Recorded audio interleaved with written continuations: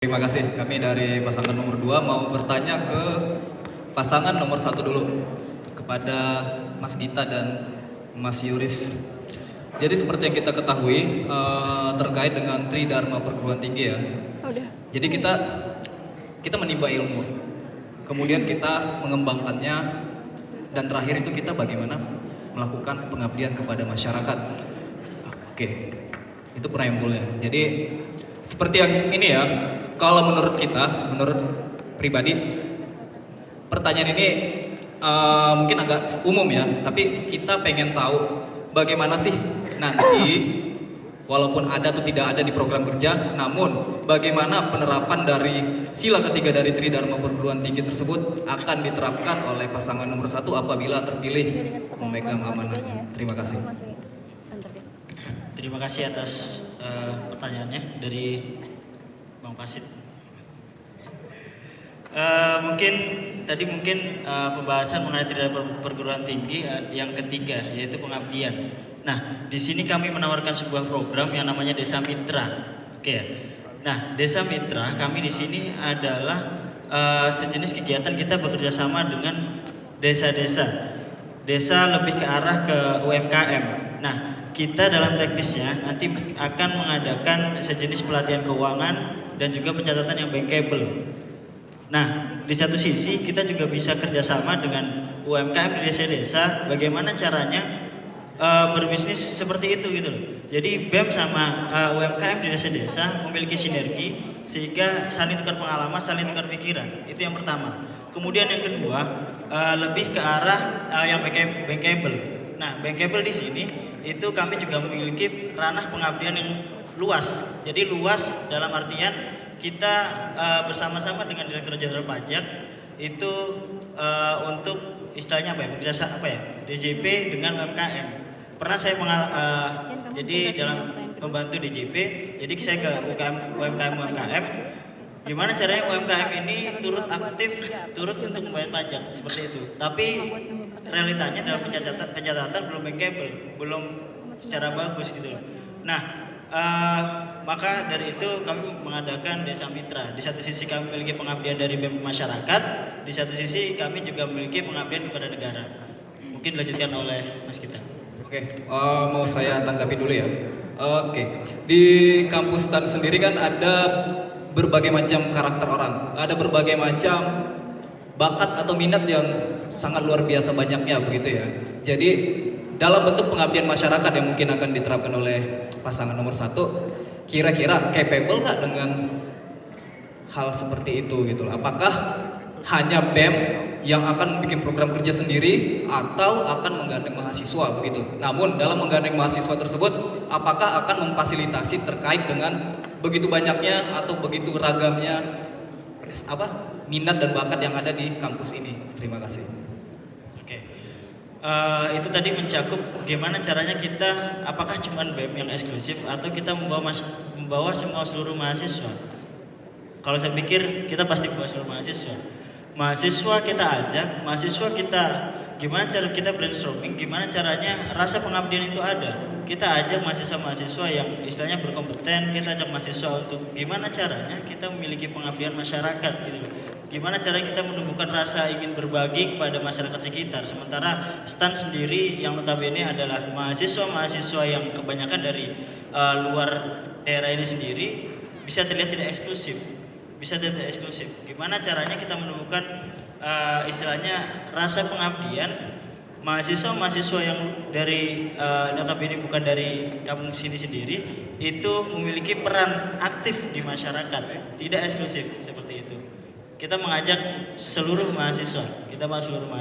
Oke, mengajak seluruh mahasiswa berarti kan siap memfasilitasi berbagai macam minat dan keinginan dari mahasiswa itu sendiri. Jadi misalnya ada mahasiswa A, dia mungkin capable dalam olahraga, namun ketika diajak pengabdian mungkin tidak sesuai dengan minatnya. Nah, bagaimana penerapan BEM terkait hal-hal seperti itu nantinya begitu kira-kira? Apa yang akan dilaksanakan?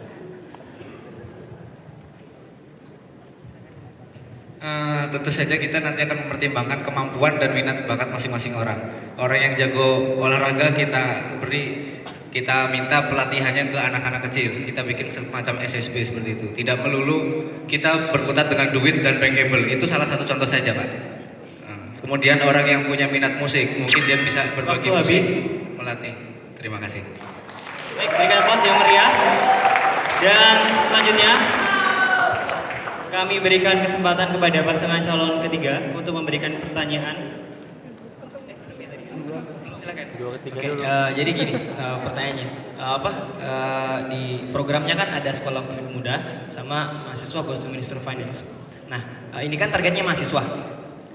Itu targetnya mahasiswa, ya kan artinya harusnya tidak ada kesenjangan sosial antara semua mahasiswa. Berarti semua mahasiswa di kampus TAN 6.000 orang ini itu kesempatannya sama ya. Berarti harus mendapatkan sekolah itu dan harus pergi ke Kementerian Keuangan. Nah, itu bagaimana cara penerapannya dengan 6.000 orang itu berangkat ke sana, ya kan? Nah, itu kan kalau nggak semua kan ada kesenjangan gitu. Nah, itu bagaimana? Terima kasih. Langsung saya jawab, nanti akan ditambahkan oleh rekan saya. Pertama judulnya Ministry Finance Goes to Campus. Jadi yang ke kampus Ministry of Finance-nya atau mahasiswanya yang ke Ministry of Finance? Ministry of Finance. Jadi sederhananya pesan besarnya adalah Ministry of Finance-nya yang ke kampus. Modelnya Career Expo. Sederhananya seperti yang kemarin. Lalu ada beberapa tambahan. Tambahannya apa, Mas? Yang pertama, saya dengar banyak ide-ide brilian dari teman-teman di debat-debat calon HMS kemarin adalah kita mengadakan simulasi TKD massal. Teman-teman 33 akuntansi kemarin sudah dipersiapkan tentang masalah TKD. Yang terakhir, tambahannya adalah kita mencoba membawa beberapa mahasiswa untuk berkunjung ke sana. Nah, beberapanya seperti apa? For the technical side bisa teman-teman HMS perwakilan, teman-teman BEM perwakilan. Yang penting kita sudah membuka pintu jalur itu untuk semua 6.000 mahasiswa, nanti kantornya kepenuhan gitu kan. Tapi pesan besarnya justru Ministry of Finance-nya goes to kampus. Nah, yang sekolah pemimpin mudanya gimana? Ya, sekolah pemimpin muda, format dari teman saya yang sudah memang terlibat di dalamnya bisa dijelaskan.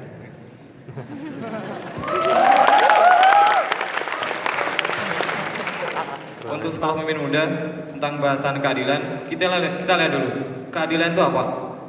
Apakah semua yang ingin masuk ke SPM dan 6.000 mahasiswa itu semuanya ikut itu adil? Kan nggak semua mahasiswa ingin ikut SPM juga. Kita lihat juga dengan karakteristik mahasiswa yang udah ada, apakah dia ingin mau datang ke SPM?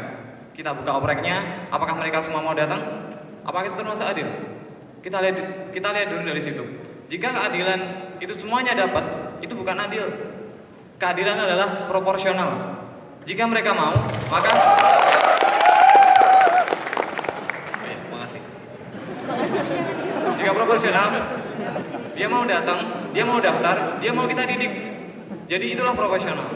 Dan jika lulusan yang kita harapkan. Betul, Kiai. Nah, kalau misalnya seperti ini, pendidikan itu proporsional. Yang mau sekolah saja sekolah, ya kan? Jadi apakah itu adil? Ya kan? Gimana? Ya, kalau pakai analoginya sekolah kegedean ya. Ya, sekolah pemimpin kan sekolah, pendidikan. Semua orang butuh, semua orang betul jadi pemimpin, betul nggak? Semua orang punya hak yang sama, betul kan? Nah, membumi dan melayani. Semua orang punya hak yang sama, teman-teman. Nah, lanjut. Acara selain dinamika STAN yang melibatkan seluruh mahasiswa, saya mau dengar. Capul. Selain daftar ulang dan dinamika STAN yang melibatkan seluruh mahasiswa tanpa ada batasan, tanpa ada proporsional dan semua harus kebagian. Capul. Jos. Masih di building. Karena program BEM, Mas. Nah. Ya, program BEM. lembaga saja Yang sekolahnya. membuat acara dengan dukungan dana yang besar, itu terbatas pesertanya. It's for real. Kita kalau ngomongin idealisme, saya pengen banget ngedidik satu-satu, nggak saya lah. Kita punya sistem untuk mengkader satu-satu mahasiswa kita untuk punya nilai-nilai Kementerian Keuangan sudah tertanam dari zamannya kampus. Pengen banget saya 6.000, setuju banget kalau saya 6.000 bisa-bisa. Tapi kita dibenturkan dengan realita. Sesederhana Ya, itu. berarti kan tantangan BEM kan adalah bagaimana caranya semua orang ini itu bisa ikut sekolah pemimpin muda. Kan tantangan, ya kan? Artinya kalau misalnya BEM terhalang dengan resiko itu, berarti BEM tidak bisa maju dong, ya kan?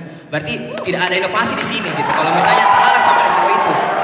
Ya, Sederhananya makanya saya tantang. Ada yang bisa menyebutkan ke saya satu program web yang semua mahasiswa ikut, bukan bisa ikut, ikut.